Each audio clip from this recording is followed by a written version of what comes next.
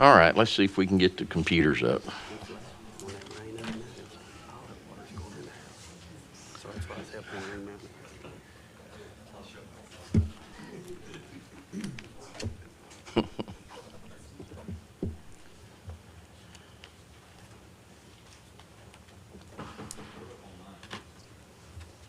Yep.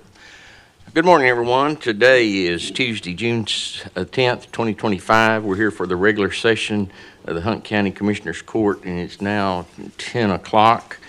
At this time, I'll call the meeting to order and ask everybody to stand, and Commissioner Smith to lead us in prayer, followed by the Pledge of Allegiances.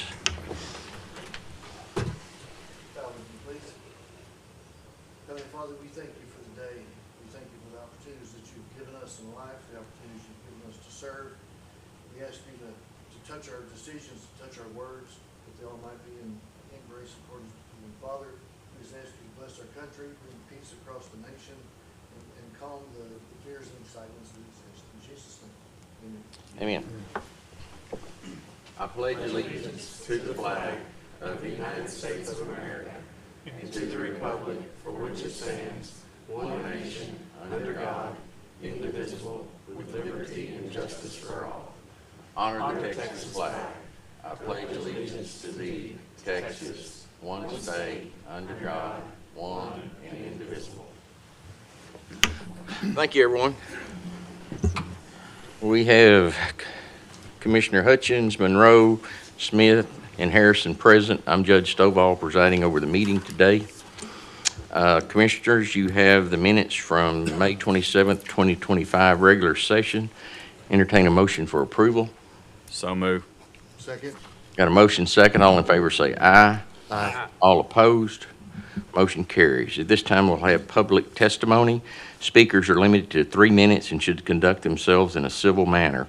The Commissioners Court cannot take action on items not listed on the agenda in accordance with the Texas Open Meetings Act. Concerns will be addressed by county staff.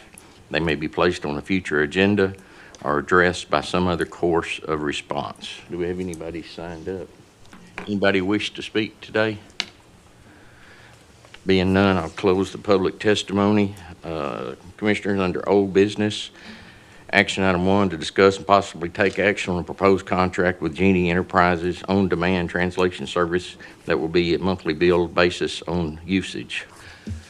Is Joel here today? Mm-hmm. There you are. If you have any questions, I'm here, but other than that, Okay.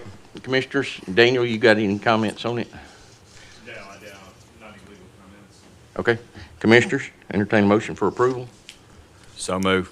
Second. Judge, I think we have a hand raised back. Oh, come to the mic. Sorry, didn't see you. I'm in the back. I'm fine. And Joel may be able to answer this question better. I had a quick question about billing. I looked at the contract that they had, and they said that they did ACH wire, and we're only set up to do checks currently. Do you know if that's going to be a problem in the contract? I do not know, in regards to the billing, I didn't look at the billing or how that's set up. Come to the mic. In regards to the billing, I do not know. I haven't looked at that part of it, so I couldn't answer that question. Okay.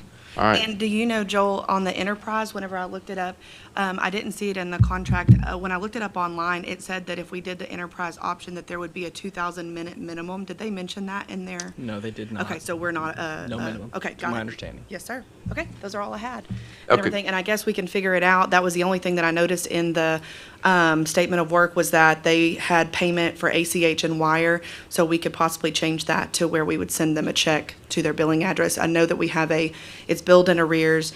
We would get a billing statement for the previous month on the first of the month, and then we have 30 days to pay. So hopefully, I think everything should be good Okay. there. All right. So, Commissioners, do we want to approve this condition on getting that clarified? Is that all right?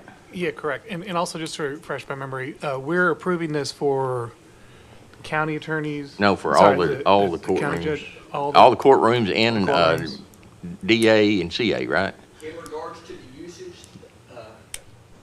however the Commissioners Court deem appropriate, but I see everybody that I've talked to has potential uses for it. It would be based on who the Commissioners Court wants to allow to give access to that, so. Okay. And now, whoever y'all would like to have the responsibility to approve or deny that, if y'all let us know, then we'll make sure that that's followed. Scott, you got a comment?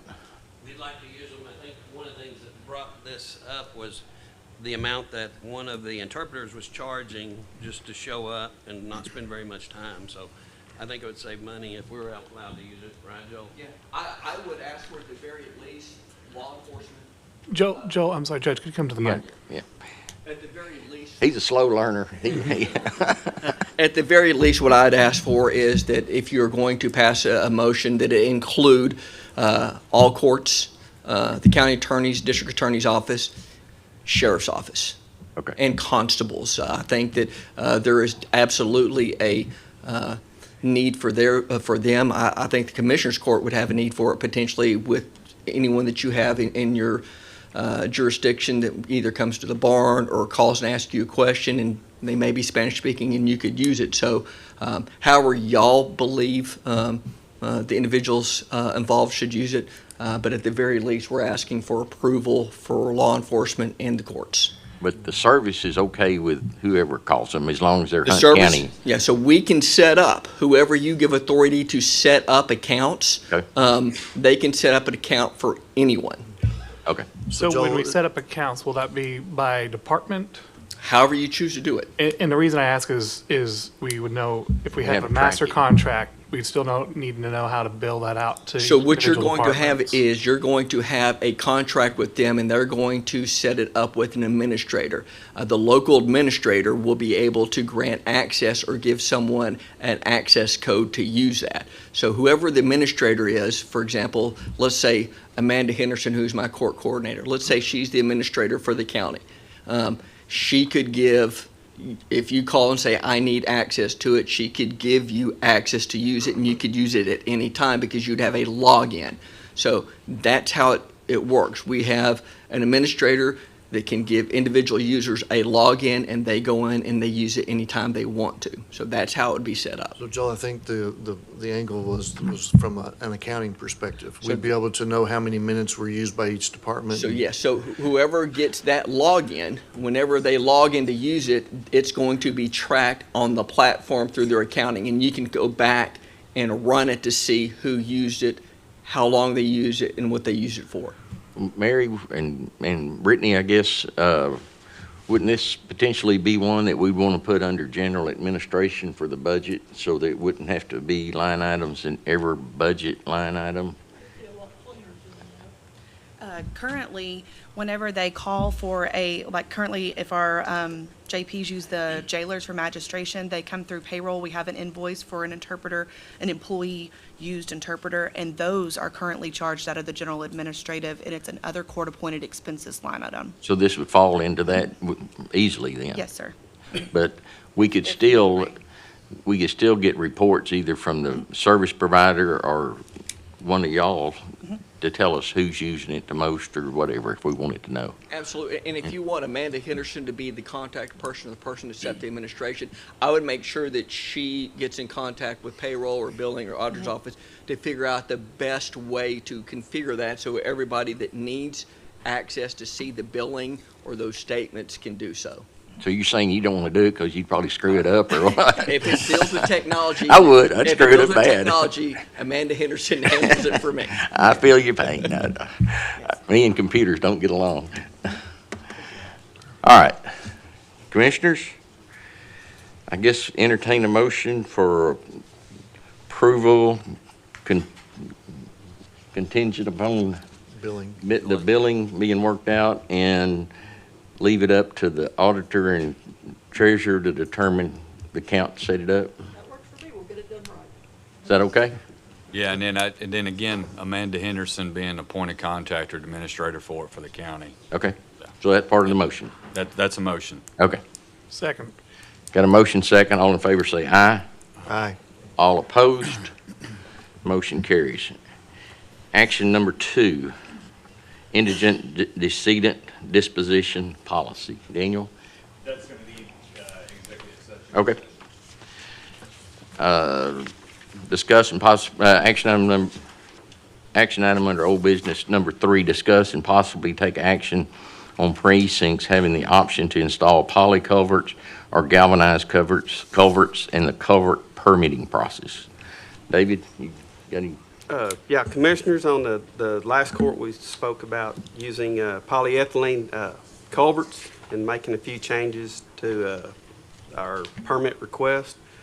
The only thing we went in and changed is, if I highlighted it, is on number 2, the culvert needs to be installed 4 inches below the ditch line.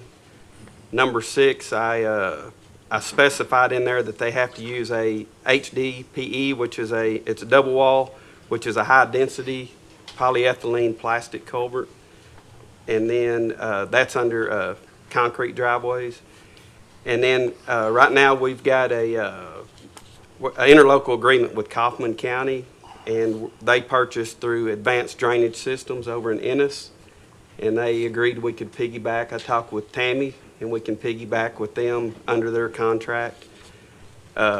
Also, we buy culverts now currently are corrugated ones through Wilson Culverts. They don't offer this type of culvert, so it won't interfere with that contract with them. This is a separate type of material. But that's the only changes to it. So I would make a motion that we approve this. So refresh my memory from last time, is this going to be mandatory or is this options?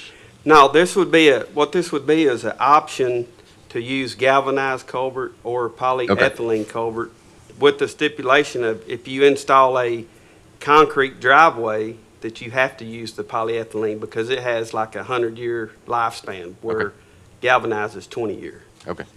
So it's at the option unless it's under a concrete driveway? Yes, sir. Okay. I'll second it. The only thing I want to add to it is just if we can get Brittany to redo our culvert permit sheet that we have and then send it out to us and our foreman as well, so we're all on the same page. Okay. Is that a form we have to approve, or is that just? No, it's not a form, no. Interlocal, Yeah, it's okay, just intergovernment? Yeah. Okay. I got a motion and a second. All in favor say aye. Aye. All opposed? Motion carries. Action item number 4, variance request for road frontage on a proposed family division at 7908 FM 118 Commerce, Texas.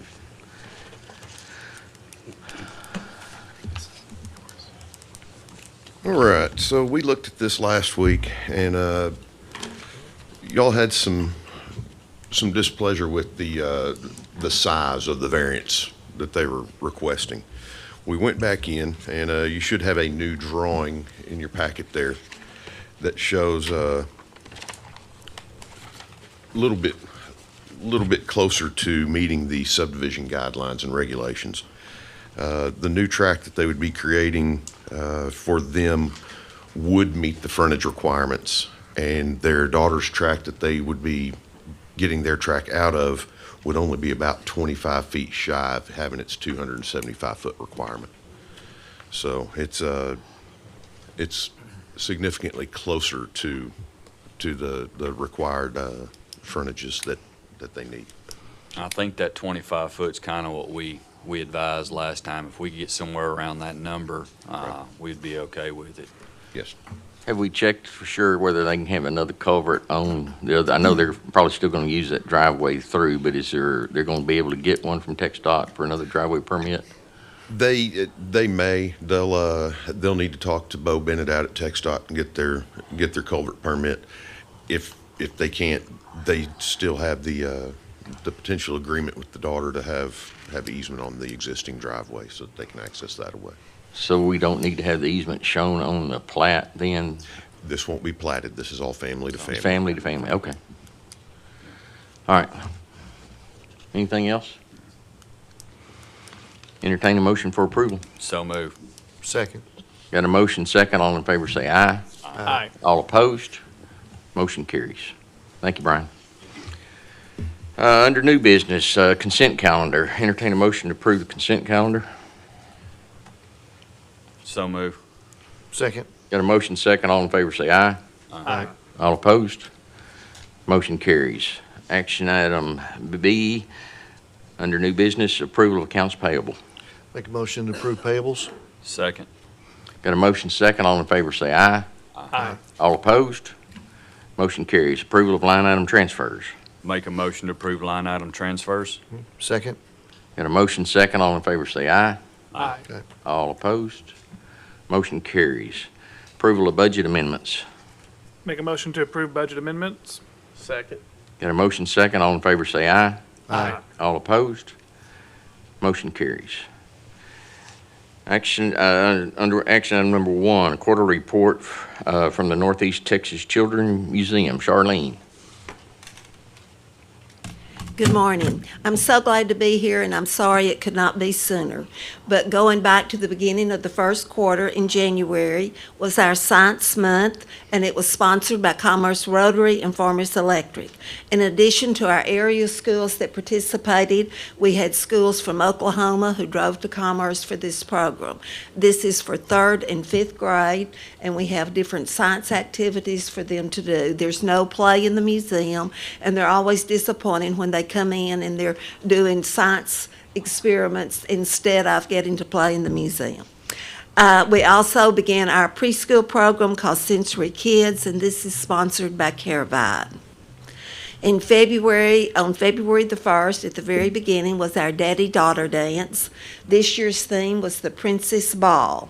Our attendance was 507, and we were so glad to have our new area of 3,100 square feet that we could use for our food area and also for some of our activities. But it all went well. It's gotten to the size that just doing parking, all the activities, the food, it's a pretty big event. In March, we began with field trip season, but before that, we had our very successful silent auction. We've also had insurance cover a new roof for the museum, so we're excited about that. But attendance for the very first quarter was 13,468. And our field trip season began the end of February. We had schools there every single day until the end of May. So it's been a very busy time. So I did a profile because I know a lot of times people think, well, it's all school groups. So I looked at 8 of our very busiest days. And during those 8 days, we had 1,500 students come in 8 days. We also had 1,400 that came that were not students. Now, some of these are parents. They're driving in their cars. They're not riding a bus. They're buying gas. They're buying something to eat lunch if the students choose to eat lunch there. They're also taking pictures so that they can post it on their Facebook pages where all their friends can see how much fun their child had at the Children's Museum. And we hope that they are already planning another visit back to the museum. But we feel like these field trips are some of the best publicity that we have. When we do our field trips, we have 2 sessions. We have a morning session, 9:30 to 11:30, and afternoon from 12 to 2. And in those 8 days that I just described to you of 2,900, that meant that our average daily attendance was 363. We had 14 employees that helped us with field trip season. We call them our field trip facilitators, and it takes that many when we have that many coming through. And of course, they happened to arrive just at the time that Commissioners Court was. So I guess I could have brought you to the Children's Museum, but we'll just take today instead. I know that one of the days where it was the most congested, we had Princeton leaving with multiple school buses, and Anna coming in again with multiple school buses, and just the parents fill up our parking lot. So it's been a very busy time. Thank you for your support, and I will see you again very soon with our second quarter. Thank you, Charlene. Any questions? Miss Charlene called, I guess 3 weeks, month ago or whatever, and said that she wasn't going to be able to make it up here to us, and as you can see why she was not able to make it. Yep. So continue to do a good job out there, and thank your employees. And on that note, I make a motion to approve the quarterly report. I'll second. Got a motion second. All in favor say aye. Aye. All opposed? Motion carries. Action item 2, the Treasury's monthly report for April 2025.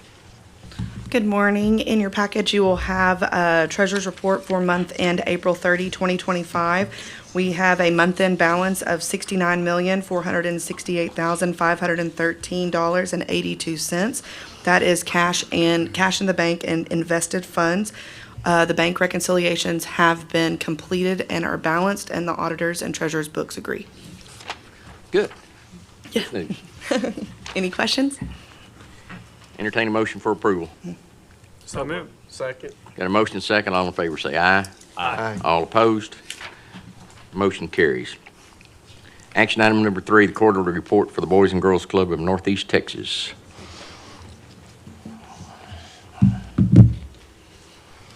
Good morning. Good morning, everybody. My name is Samantha Carroll. I'm with Boys and Girls Club. I'm the Chief Operations Officer, and I'm excited to give our quarterly report to you today.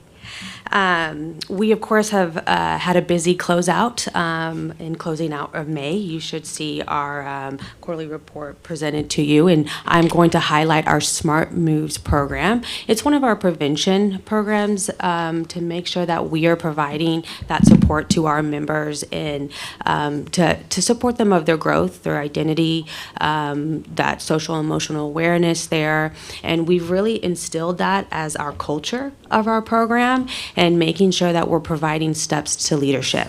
So not only are we having our instilling these areas for our members, we also are identifying leadership qualities for them of how can they help within the club, how can they help other peers to feel joined into our program when we have activities, how can we allow them to have some point of resilience and strength of like, this is mine and I get to kind of lead this classroom session. And so we're giving them small instruction to build that confidence as well as to engage their peers. That's going to help them as they go through our program. And we have seen more and more instilled this small baseline of our Smart Moves prevention, of just prevention and risk behaviors, of course, understanding our health, peer-to-peer connection. Then that grows into our leadership program called our Junior Youth of the Year. And so we established a Junior Youth of the Year and a Youth of like our member Youth of the Year.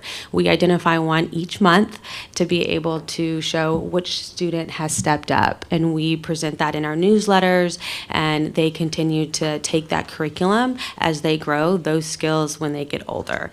And so we're excited to close out the school year. We had 87 for our Greenville and 57 students in our Lone Oak Club, and we're excited to, we've of course kicked off summer, and that's one of our busiest times. Lone Oak currently right now is serving around 70 students, and our Greenville location is serving around 100. We're housed out of Carver, and we have already kickstarted our field trips.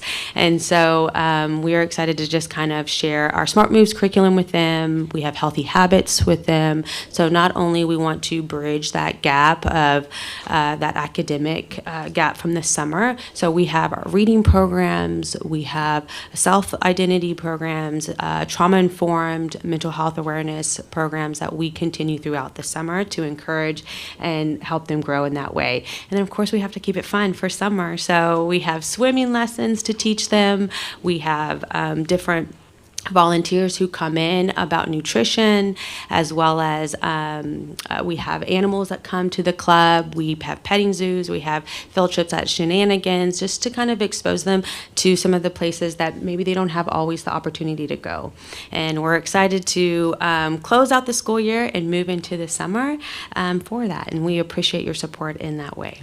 Thank you. Thank you. Any questions? Thank you. Entertain a motion for approval. So moved. Second. Got a motion second. All in favor say aye. Aye. All opposed? Motion carries.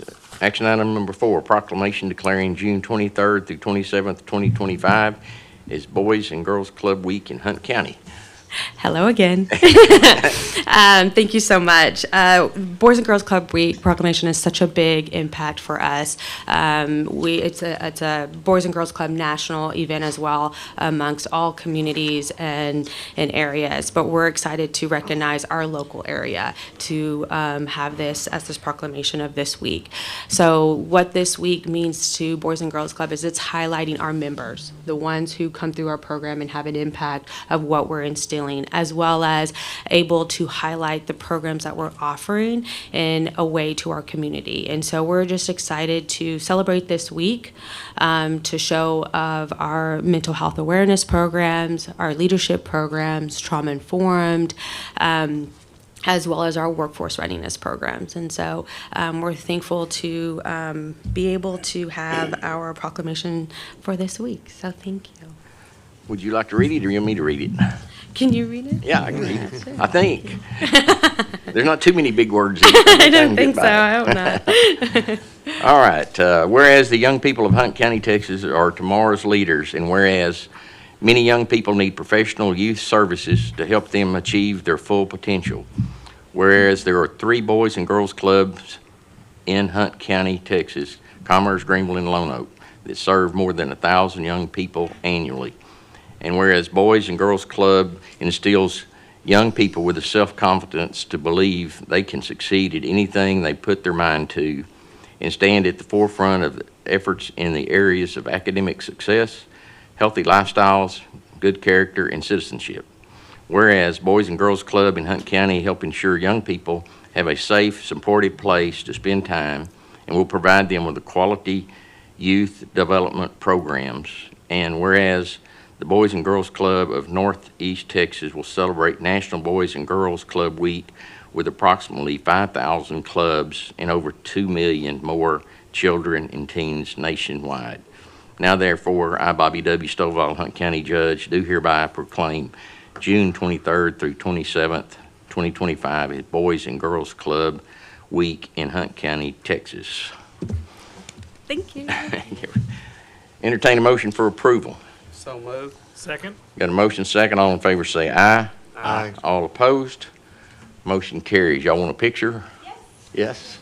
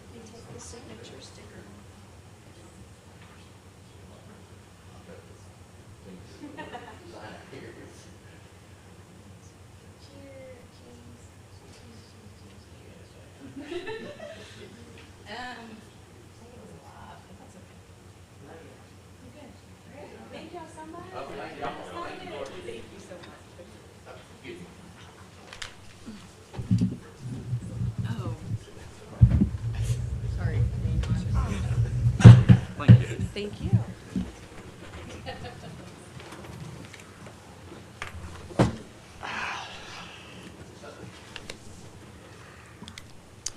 Okay, action item number 5, a proclamation declaring June 2025 as Elder Abuse Prevention and Awareness Month. Sue, Trina, one of y'all want to come forward and make any comments? Yes, sir. I want to thank the Commissioners Court and Hunt County for being so consistently supportive of the Adult Protective Services Program. And thank Trina as well. She is the one who got me involved in Hunt County and helps us every June to recognize that June is Elder Abuse Awareness Month. Unfortunately, a lot of people are not aware that elder abuse occurs. But it is a very real situation that happens. The state of Texas had almost 124,000 reports of elder abuse for fiscal year 2024. So it does happen. APS investigates those reports, and those are perpetrated by people who are known to our elders, which makes it even that more heartbreaking. So we appreciate your support in helping us bring awareness to this situation, and I endlessly appreciate my friend Trina and Scripps for hosting our celebration that we have every year, and it will be this Friday. And you want to say anything, Trina? So Friday is going to be our Go Purple Day, and this is our 4th year, I believe. It is. And so we will just be, Judge Stovall will be there, Mayor Ransom will be there. We've got some speakers, and it's just to recognize and bring awareness to the ones that have been affected in Hunt County. I believe in your proclamation, the statistics are in there, unfortunately. I do want to point out one thing. When we think of abuse, we often think of physical abuse to our elders. It's more than that. Matter of fact, the physical abuse is a tiny part. The big one is the financial abuse that our elders endure from, a lot of times, like Sue Ellen said, their own family members. So programs like ours that you guys support so heavily, and we appreciate, they help us to have another set of eyes and ears in the home. So we do appreciate everything that you guys do for us. Thank you. And the mayor and I appreciate it. We can go be amongst our people there with all the elderly ones like us. I'm right there with you. Yeah. No, you're not either. Almost. Oh, no, you're not. Okay. Y'all want me to read it, or if y'all? Please. Okay. Appropriate for the elder person to read it, I guess. Elder Abuse Awareness Month proclamation. Whereas older adults and people with disabilities of diverse backgrounds contributed to the well-being of this city by working, caregiving, volunteering, and actively preserving customs, rituals, and traditions. Whereas as we age, we build momentum by accumulating knowledge, experience, insight, and wisdom that can be shared to enrich our community. I like that. Whereas abuse of older adults and people with disabilities in a community concern affecting thousands of people across Texas. And whereas there are 123,852 reports of abused older adults and people with disabilities in Texas in 2024, and 533 reports in Hunt County. Whereas abuse against older adults and people with disabilities is grossly underreported because of social stigma, embarrassment, and fear. And whereas adult abuse affects men and women of all income and ability levels, all culture and ethnic backgrounds, in all communities. And whereas elder abuse is everyone's business, it's important to strengthen our efforts to prevent, report, and address elder abuse. Now therefore, I, Bobby W. Stovall, Hunt County Judge, in recognition thereof, do hereby proclaim the month of June 2025 to be Elder Abuse Awareness Month. Thank you. Yeah, I entertain a motion for approval. So moved. Second? Got a motion second. All in favor say aye. Aye. All opposed? Motion carries. Thank you. Let's get a picture. Or just the elder person gonna get a picture? Started to say, are we holding that down there?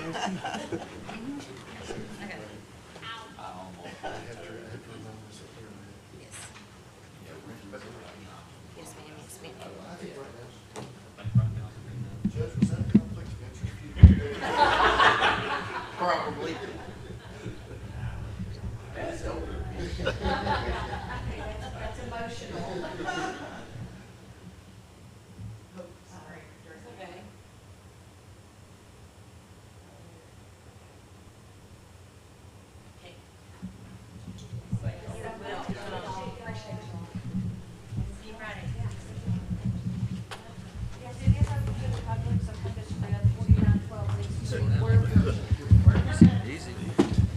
Trina, what time was that?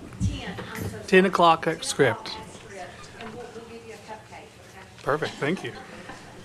You're too young to go, Mark. You realize the next proclamation is Men's Health. All right. Action item number 6, a proclamation declaring June 9th through 15th, 2025 as Men's Health Week. Anybody going to speak for that one? Nobody here? Okay. All right, I'll read the proclamation. Proclamation of Men's Health Week. Whereas Men's Health Month is part of an ongoing international effort to educate men, boys, and their families about receiving regular disease prevention screenings and living healthier lifestyles. And whereas nationwide life expectancy for men average 5 years fewer than that of women, with men experiencing higher rates of health problems such as diabetes, obesity, cancer, heart disease, and premature mortality.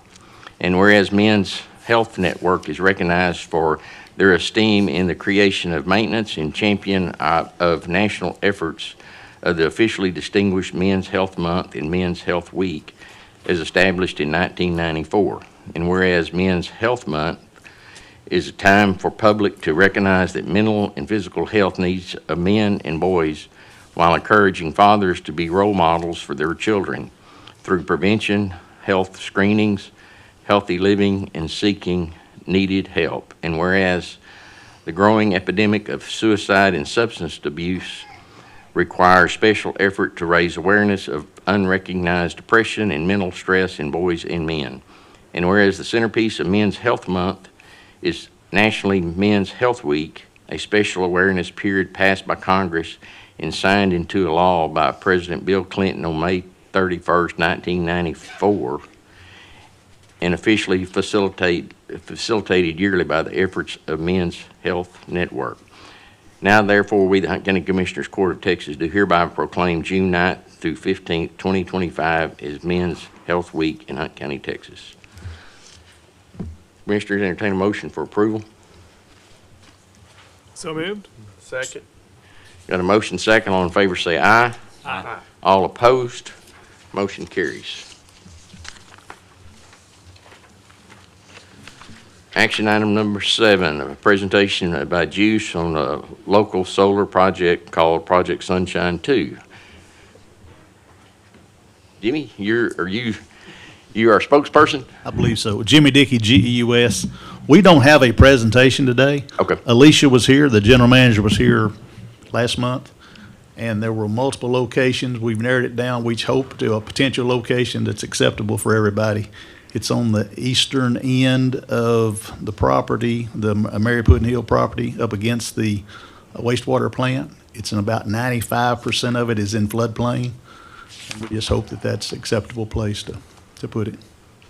Commissioners, I met with them last week, I believe it was, and saw the new rendering, and it is nearly all practically in the floodplain on our property. And some of it may, I think we, by looking at it, they might even be into the city of Greenville just a little bit. They might have to get Greenville approval also, but it's going to be totally out of our usable land. So any questions? Jimmy, I was just remind me when we were talking last time. First of all, I know last time we talked about alternatives and other things, and y'all went and did the effort to see if this would fit. Thank you for doing that very much. Appreciate that. Just remind me, what's the benefit to the community of the project? The benefit of that is it lowers GEUS's peak demand. We have to pay for that through ERCOT. If we can lower that peak demand, it cuts cost for every customer we have. Okay, yeah, thank you. And doesn't the industrial, some of the industry get some credits or something from the feds? We're working on some other systems where it could go directly to a industrial. We're also working on a low-income thing so that people could benefit from that. So it'll be spread out. So it's more than just particular kinds of businesses? Sure. Okay, thank you. As far as the land goes, what have we talked about there? Is this a rent? Is this give the land? What are we? 25-year lease. I've got Jason Baker here with SunGrid. The lease would be through them.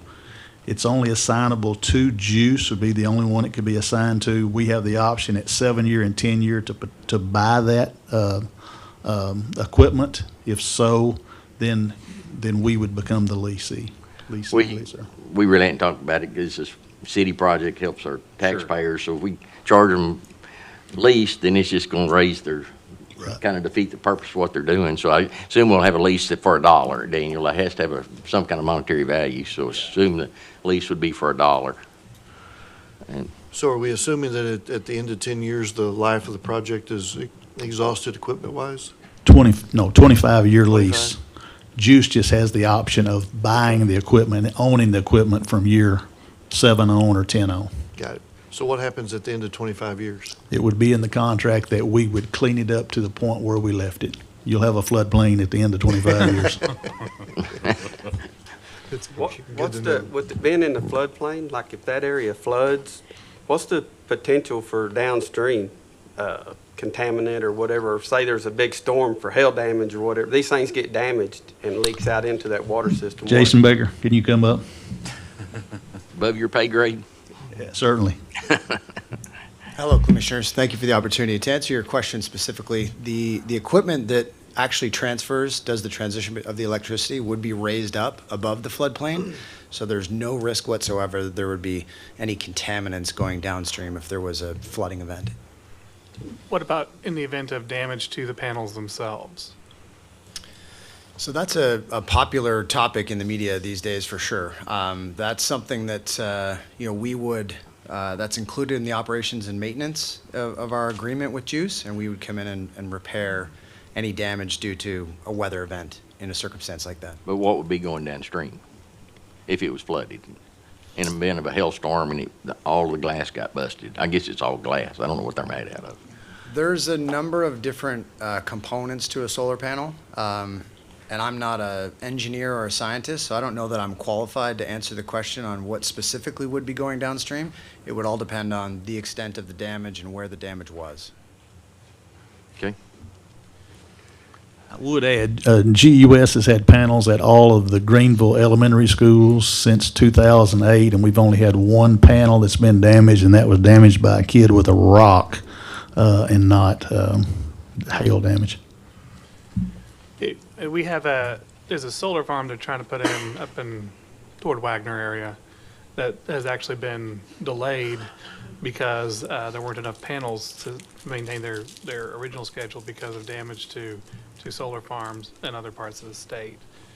So it certainly, however likely it is, I'm not sure, but there certainly is not. There's something more than a 0% chance of it. This particular area is about 90% floodplain. By floodplain, I mean, sometimes on a map it just gets a little bit wet from time to time, but this stuff actually seriously floods, several feet of water, several times a year. No, that's not true. On a 100-year flood line, it only is a 1% chance at any given time it'll get to that point. That's what a 100-year flood means. It's a 1% chance. At some point in time, water would get that high. And in this area where it's relatively flat in there, the chance of it having over a foot of water would, because if it got over a foot of water, then it'd get outside of the 100-year floodplain, which they can. I mean, they have 500-year flood, but I don't think there's a study on those maps of the 500-year, if I remember correctly. Well, I know that if you just drive over the interstate, frequently you can see that area floods pretty significantly. And after last presentation, I went out there personally and walked it.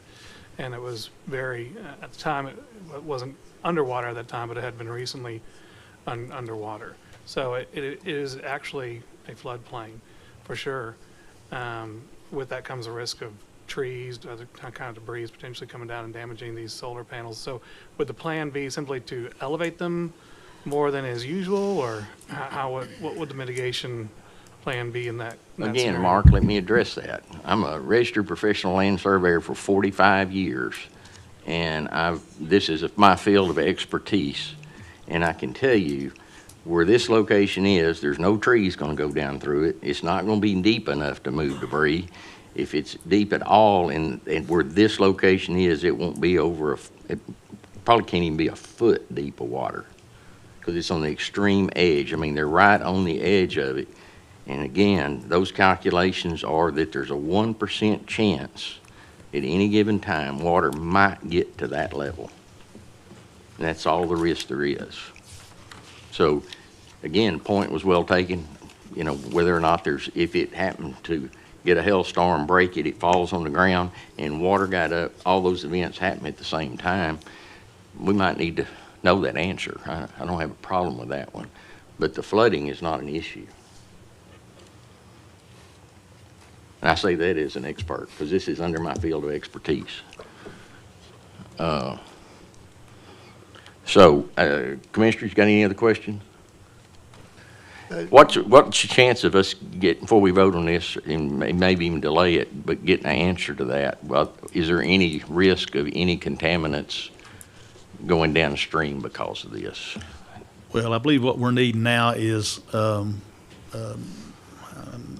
some consent to come back to you with a Yes. contract Well, or a lease agreement. So we could certainly have, we could yeah, research that I think that's before. fair enough. We could, if we get a contract coming back with an explanation of that question, because Certainly so. I think we need to know for the public's benefit Sure. whether that is a risk or not. We can do that.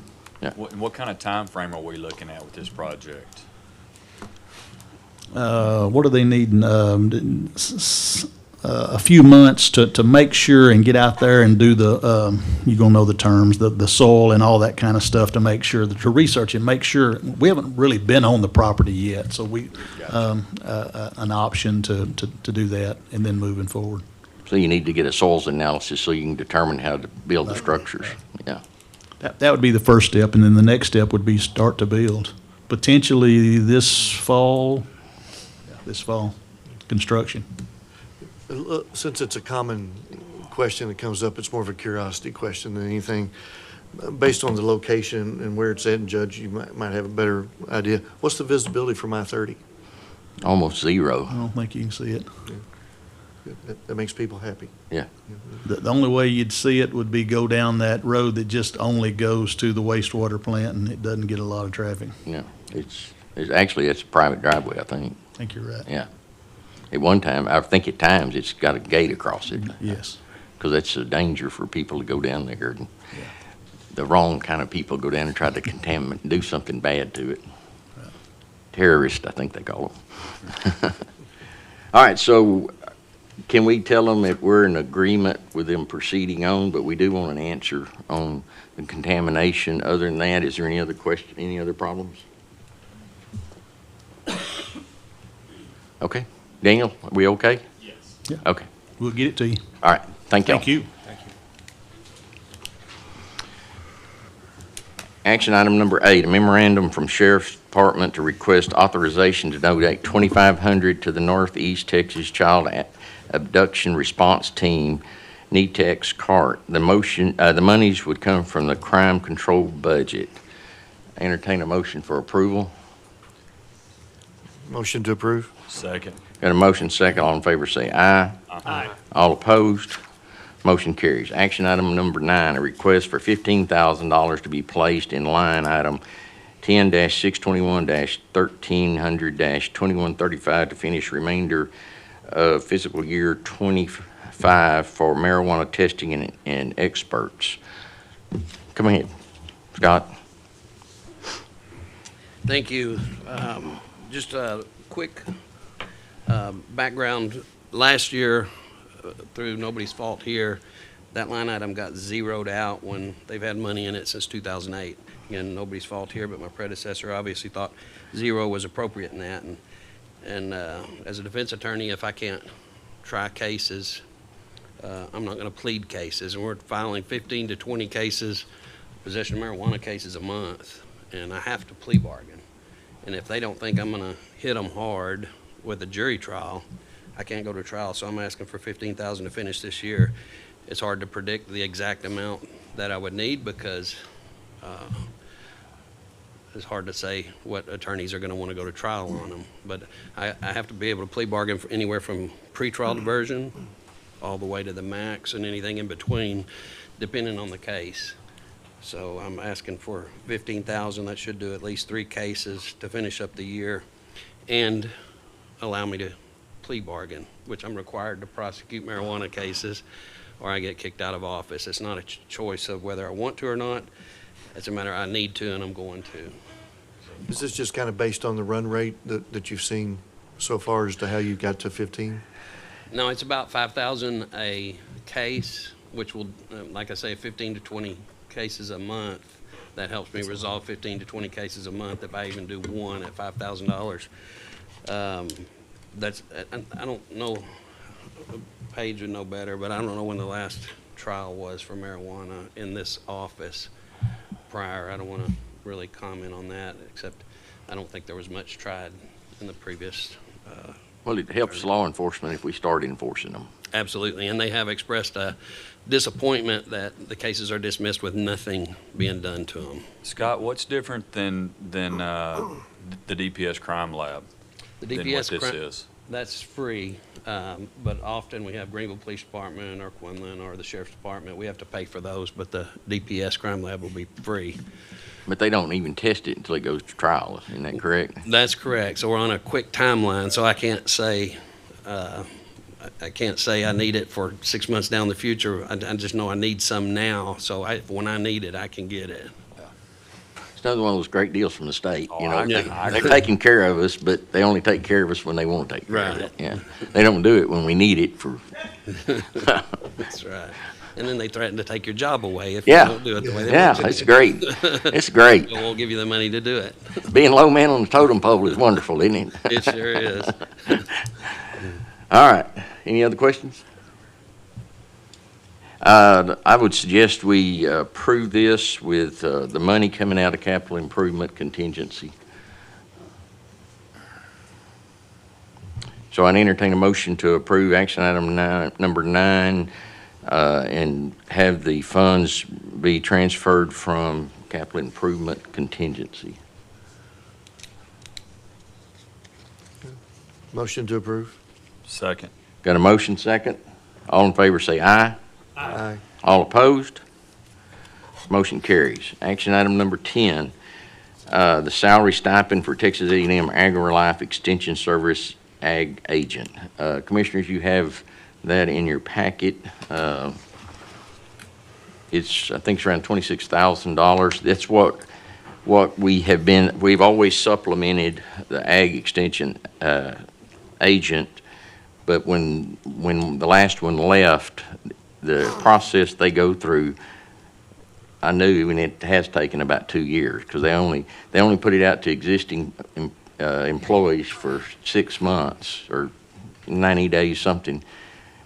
And then if nobody applies, then they put it out to the next layer, and then they put it out to the next layer, and they only hire like twice a year, because they do all their training like twice a year. So it's just a long process to get somebody replaced. So now that they've got it, we've got a little bit of money left in there to finish out this year. If we approve that the stipend will be, Jessica, you got it, $26,700 or something like that? 26,000? How much? 28,000. Okay, 28, okay. That was with the increases from previous years. That was 26 something, and we gave the cost of living raises up to that. We're not doing travel.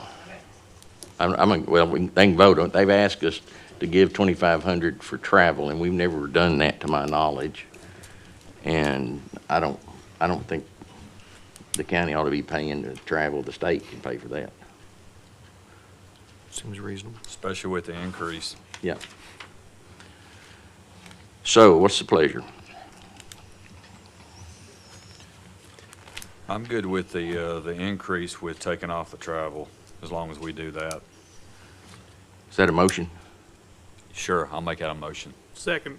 Got a motion second. All in favor say aye. Aye. All opposed? Motion carries.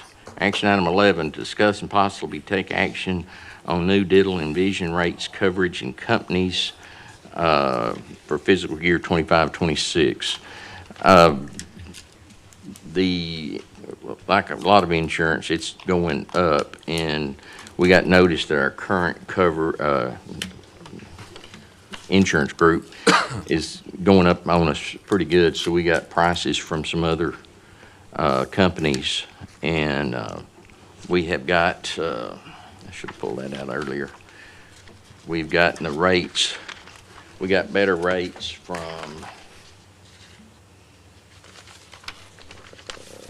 I think, yep, Pacific Life is the one that gave us the better rate. And it includes the one that HR was recommending is the one that also, I think it increases, or we had the option to increase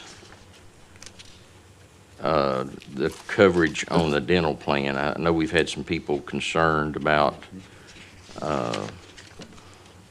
we only have $1,500 coverage on our group dental, and some had wanted to raise it, and we did get a price on it for the to go to $3,000 coverage, which keeps, it only goes up on the employee a little bit. It's not, there's not a whole lot of difference. There's just a few dollars difference between $1,500 and $3,000 per person.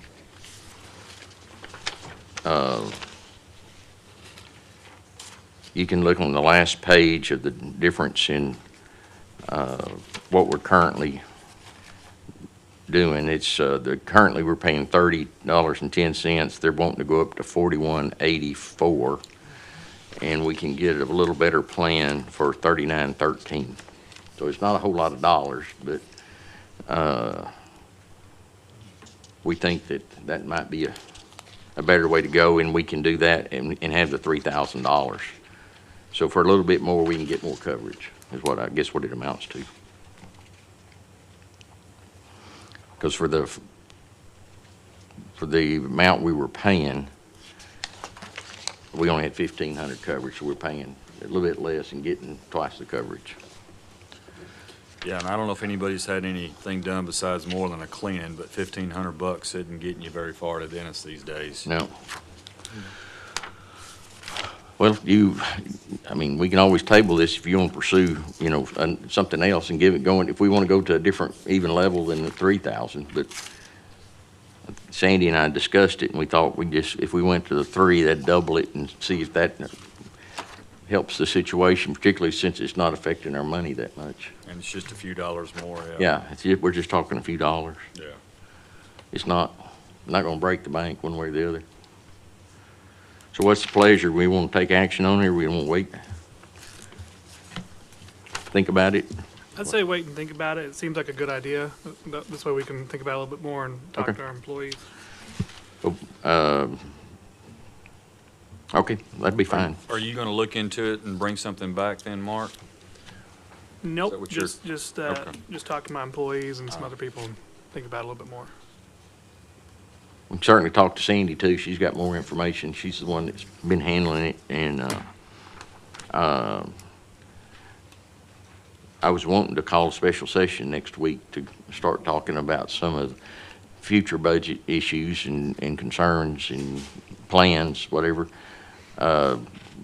We want to try to get Sandy to maybe come in and do a presentation at that. Would that help? I think that'd be good. Okay, all right. Do what? I know it, but she's not prepared. We didn't prepare. Let's let her get prepared, and I'll talk to her a little bit, and we'll let her come next week when we schedule a meeting. So we'll table that for next meeting. Action item 12, discussion and action regarding a resolution authorizing signatures of the TXCDBG grant CD 25-0151. Charles is not here, I don't guess. So what did he tell you on this?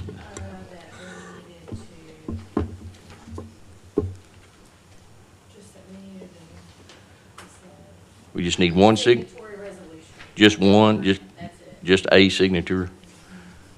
Okay. So we need to approve a resolution, I guess, authorizing me to sign all of that grants. I sign all the rest of them anyway, but I guess they need something in their file. Entertain a motion to approve county judge as a signator on the grant. So moved? Second. Got a motion, second. All in favor say aye. Aye. All opposed? Motion carries. Action item 13, the request for permission to do work within the county right-of-way along County Road 1042. Encore will install a single-phase overhead distribution line approximately 5 foot inside the east right-of-way of County Road 1042 under normal stipulations in Precinct 1. Make a motion to approve under normal stipulations. Second. Got a motion second. All in favor say aye. Aye. All opposed? Motion carries. Action 14, the upgrade of approximately 1,300 feet of County Road 2252 from rock to asphalt in Precinct 2. Money is in escrow. Make a motion, we approve this construction under normal stipulation. Second? Got a motion second. All in favor say aye. Aye. All opposed? Motion carries. Action item 15, the upgrade of approximately 200 feet of County Road 2254 from rock to asphalt in Precinct 2. Money is in escrow. Make a motion, we approve this construction under normal stipulation. Second? Got a motion second. All in favor say aye. Aye. All opposed?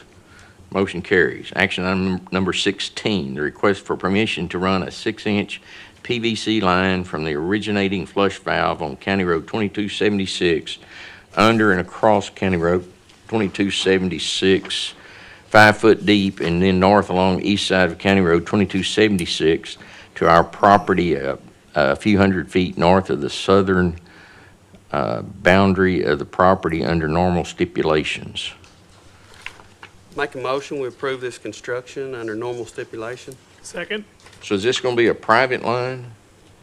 That's going over to that project on 2276. It's kind of undisclosed what they're doing in there. Okay. It's, but it's to run in the, they're extending the water line. You're extending the water line? Okay. Yes, sir. All right. All right, we got a motion second. All in favor say aye. Aye. All opposed? Motion carries. Action number 17, widening along County Road 3521 for a width of 22 feet from dirt to rock to oil sand, approximately 1,690.54 feet in length in Precinct 3. Money is in escrow. Make a motion to approve? Second. Got a motion second. All in favor say aye. Aye. All opposed? Motion carries. Action number 18, widening only County Road 4609 for a width of 5 feet from dirt to rock to oil sand, approximately 2,248 feet in length in Precinct 4. Money in escrow. Make a motion to approve. Second? Got a motion second. All in favor say aye. Aye. All opposed? Motion carries. Action number 19, widening only County Road 4704 for a width of 5 feet from dirt to rock to oil sand, approximately 1,085 feet in length in Precinct 4. Money in escrow. Make a motion to approve. Second? Got a motion second. All in favor say aye. Aye. All opposed? Motion carries. Action item number 20, the replat of lots 30E and 30F of the replat of Lot 30 of Whispering Oaks subdivision in Precinct 2. Brian. Okay, this is a replat. This thing's been replat, amended, platted, and they are, what they're doing is they are reconfiguring just the rear of these lots. They're shifting a little bit of land to the other one. Ultimately, it meets all those requirements. All right, so we need a public hearing. All right, this time I'll open it up to public comments. Anybody who wishes to speak for or against this item, please come forward, state your name and address. Being none, I'll close the public hearing. Commissioners, entertain a motion for approval. So moved. Second? Got a motion second. All in favor say aye. Aye. All opposed? Motion carries. Action number 21, the final plat of Soto Ranchettes, Phase 3 in Precinct 1. One lot plat meets all the county requirements. Entertain a motion for approval. So moved? Second. Got a motion second. All in favor say aye. Aye. All opposed? Motion carries. Action item 22, the final plat of Ward and Watson Acres in Precinct 2. Two large tracts been subdivided out. What was the next tract? Would have been 2-5. Good right-of-way dedication. That northern lot lost a little bit. So it's all requirements. Entertain a motion for approval. So moved. Second? Got a motion second. All in favor say aye. Aye. All opposed?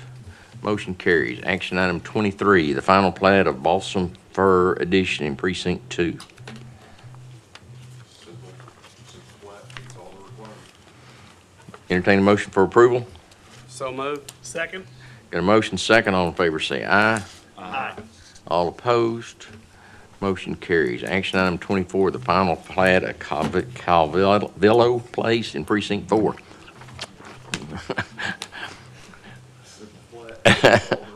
I can butcher anything, can't I? Entertain a motion for approval. So moved. Second? Got a motion and a second. All in favor say aye. Aye. All opposed? Motion carries. Action item 25, the final plat of House 1, Phase 2, and Precinct 4.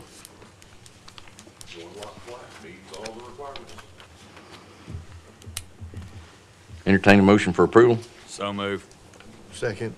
Got a motion and a second. All in favor say aye. Aye. All opposed? Motion carries. Is there anything else before the court? Do what? We didn't approve payroll and personnel. Oh, we didn't? I No. missed that. No. I checked it off. Talking about butchering stuff over there. Boy, I'm good. I can butcher it, I'm telling you. Okay. Payroll and personnel. Make a motion to approve payroll and personnel. Second. Got a motion second. All in favor say aye. Aye. All opposed? Motion carries. What else did I miss?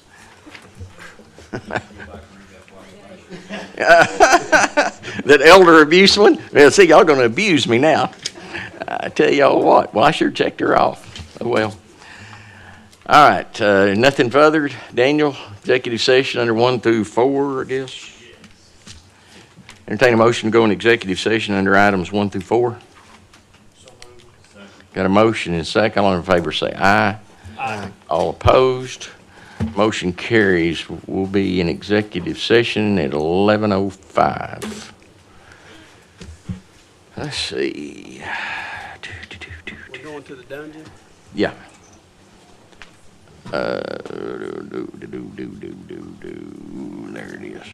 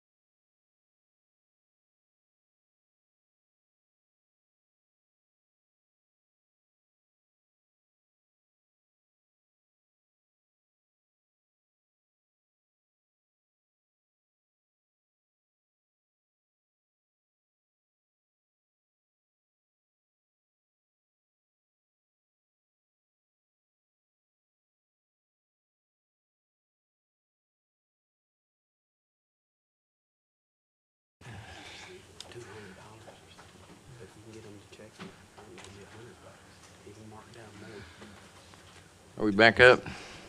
Yeah.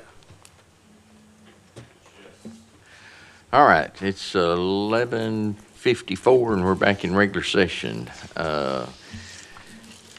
Under old business number 2, indigent decedent disposition policy. Daniel?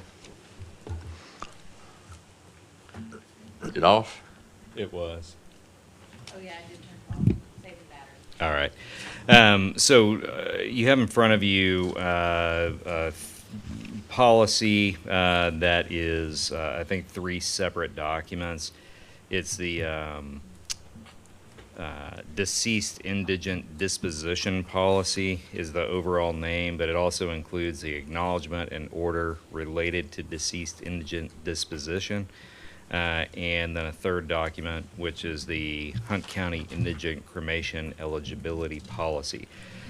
If you adopt these and then also send out the request for proposal that we talked about a couple of weeks ago, that will address most of the problems that have come up with the lack of a new policy income recently. The only policy we really have in place is very old and hasn't really been reviewed in a long time. That's led to many problems over the past 5 years with specifically cremation of indigent people. These policies and that RFP together should address every problem that we've had, and we looked at the similar problems that other counties have had as well, and tried to plan around those, because the problems get worse as the population increases. And so if you adopt these today, and we send out that RFP later this week or early next week, within about a month, all of those holes should be filled in, depending on how quickly the finalization goes of the contract that will come out of RFP. So we have to approve them all or just what's on the agenda? Well, what's on the agenda is kind of the overall name of the policy group, and we can do these, it's not really set up on the agenda to do one at a time. Okay. But if whoever makes a motion can vote to, or move to, for a vote to approve all of the things in that packet, which are all related to, or they're all subparts of the thing that's on the agenda, the indigent decedent disposition policy. Okay. I try to make that as hard to pronounce as possible. You sure did. And it is Elderly Abuse Week. Here you are abusing me. All right, so any questions, Commissioners? If not, I'd entertain a motion to approve the indigent decedent disposition policy and associated documents with that. So moved. Second. Got a motion and a second. All in favor say aye. Aye. All opposed? Motion carries. Is there anything else before the court today? Being none, I'll entertain a motion to adjourn. So moved. Second. Got a motion second. All in favor say aye. Aye. All opposed? Motion carries. We're adjourned at 11:57. Thank y'all.